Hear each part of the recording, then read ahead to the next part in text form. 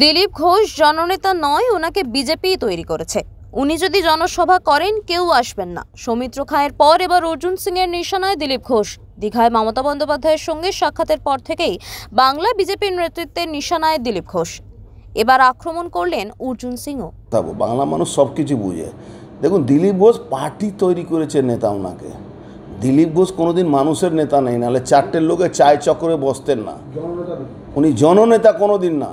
ও চারজন নিজের লোককে নিয়ে বসে চায় খাবেন আর নিজের লোককে শোনাবেন। এই চায় চক্র বসে উনি পার্টির ক্ষতি করেন। উনি বারমুডা পরে যখন কর্মীরা মার খায় তখন মাছ ধরেন, এটা পার্টির ক্ষতি হয়। উনি যেদিন থেকে মাঝে মাঝে গল্প করেন না কি আমার সময়ে আমি নাকি পশ্চিমবাংলা 18টা সিট পাই দেয়, তার মানে উনি তো অথরিটিকে চ্যালেঞ্জ করছেন। কে উনি? উনি একটা মিটিং ডাকুন তো, দিলীপ ঘোষ নাম করে কটা লোক ওনার মিটিং শুনতে যাচ্ছে। মানুষ যখন মার খাচ্ছে, তৃণমূল যখন হামলা করছে, উনি বেগুন নিয়ে ছবি তুলেন।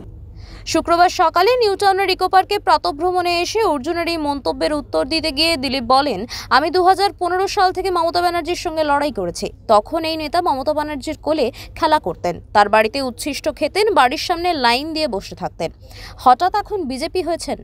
আমি যখন মমতা ব্যানার্জির চোখে চোখ রেখে লড়াই করি 15 সাল থেকে, তখন এই নেতারা মমতা ব্যানার্জির কোলে খেলাধুলা করতেন, তার বাড়িতে গিয়ে এঁঠো কাটা খেতেন, নাস্তা করতেন, বাড়ির সামনে লাইন দিয়ে বসে থাকতেন।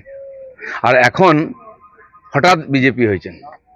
হঠাৎ বিজেপি যারা দেখুন লাফাচ্ছেন, 21-এর বিজেপি, তো তারা সকালবেলা বিজেপিতে নাস্তা করেন, দুপুরবেলা টিএমসির বাড়িতে গিয়ে লাঞ্চ করেন, আবার রাত্রেবেলা বিজেপিতে এসে ডিনার করেন।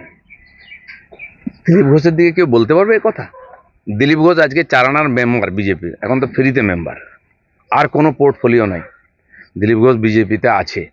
কারো খালি চাকরি চলে যেতে, টিকিট চলে যেতে একবারে হুড় করে ইঁদুরের মতো চলে গেছিলেন বিজেপি ছেড়ে, আবার হাওয়া ঘুরতে হুড় করে চলে আসছেন।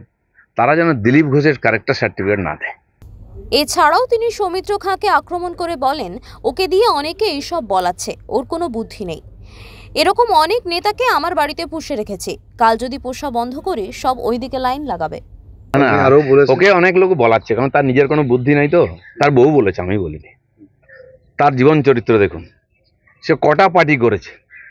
গোটা রাত আপনার সঙ্গে বিছানায় কাটিয়ে সকালে গঙ্গা স্নান করে বলছে আমি সতী। এরকম অনেক নেতা আমাদের বাড়িতে আছেন, তাদেরকে আমরা পুষে রেখেছি। কাল যদি বন্ধ করে দিই না, সব ওইদিকে লাইন লাগাবে। তারা আমাদের বাড়িতে পোষ্য আছেন। বিজেপি পুষেছে অনেক নেতাকে, যারা পেপারে বলছেন, যারা নেতাগিরি করছেন, কাল বন্ধ করে যাবে।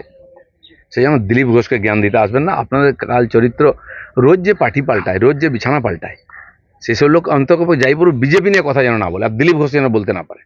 দিলীপ ঘোষ খালি হাতে বিজেপিতে এসছে, রাজনীতিতে এসছে, খালি হাতে যাবে। কোনো বোঝা নিয়ে আসেনি, কোনো বোঝা নিয়ে যাবে না, কিন্তু মাথা উঁচু করে রাজনীতি করবে যতদিন বিজেপি করবে। কলকাতা থেকে সঞ্জয় রায়চৌধুরীর রিপোর্ট, ওঙ্কার বাংলা।